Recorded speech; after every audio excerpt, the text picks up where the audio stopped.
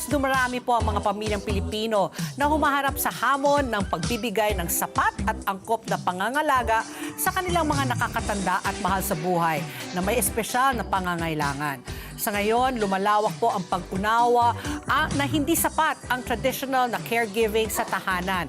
Kaya tumataas po ang demand para sa mga professional, maayos at mapakalingang nursing home care facilities dito sa ating bansa. At ito pa, Patpiha, ngayon pumapasok ang Cheers Global Nursing Home Care, isang kumpanyang may malasakit, dedikasyon at malinaw na layunin ang maging katuwang ng bawat pamilyang nangangailangan ng specialized care para sa kanilang mga mahal sa buhay.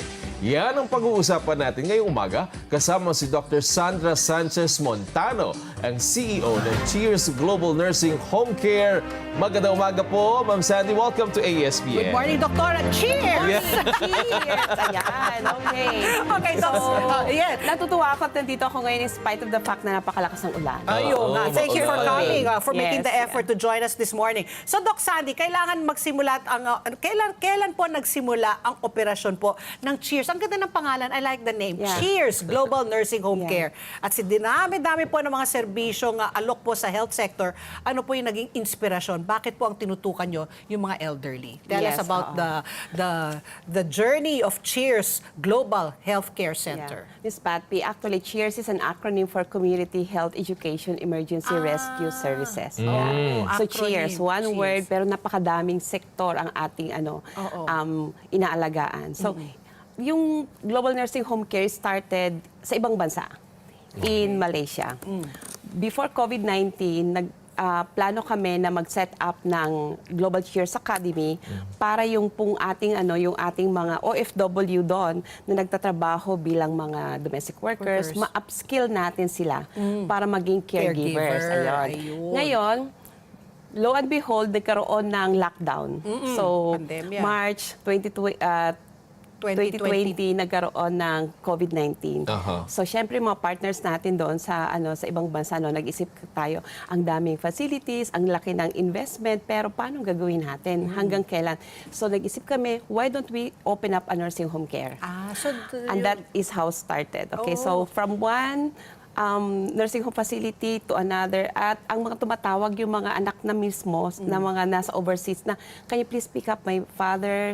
Nandun siya sa ganitong address, ganyan. So that is the very nice history of how we started the nursing home kasi care. lalo na kunyari yung mga parents nila na hindi nila kasama tapos pandemya, hindi mo talaga yung mapupuntahan kasi lockdown talaga. Kasi malayo Diba? talaga Malayo. sila. But you know, the common thing kasi when we hear the word nursing home care is senior citizen. Di Yes, po ba? No? yes. Yan ang common thing na Senior, naririnig oo. natin. At Matanda talaga, na. mga pang matatanda na, mga lolo't lola na.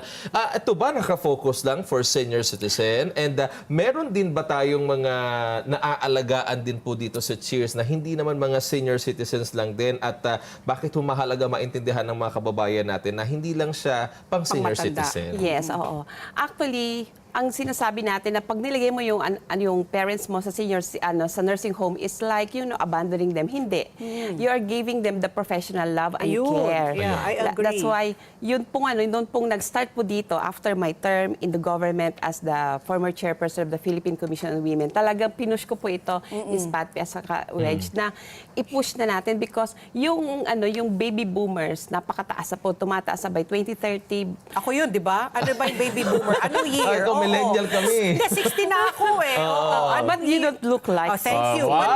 But I have to admit, I mean, di ba baby boomer, ano yung age, ano ba yung year na para ma-classify na baby boomer? Yun yung mga ipinanganak ng mga 1940s. 1940s Yeah. to, Oo. up to, 40s, 50s, gano'n. 40, hindi pa pala ako baby boomer. Yung next, So, katulad sa Japan, 28% ng kanilang population, 28% Matatanda are baby boomers or elderly. Tapos kasunod din dyan ng Italy, and then Finland, Portugal. Kaya mapapansin nyo, halos lahat, pag pumupunta ako sa ibang bansa, pag dinalo ko yung mga nursing home care, yung mga assisted living facility, tanungin nyo kung sino ang mga number one na 80% ng kanilang human resources. Mga Filipino. Filipino nurses, Filipino, caregivers, oo.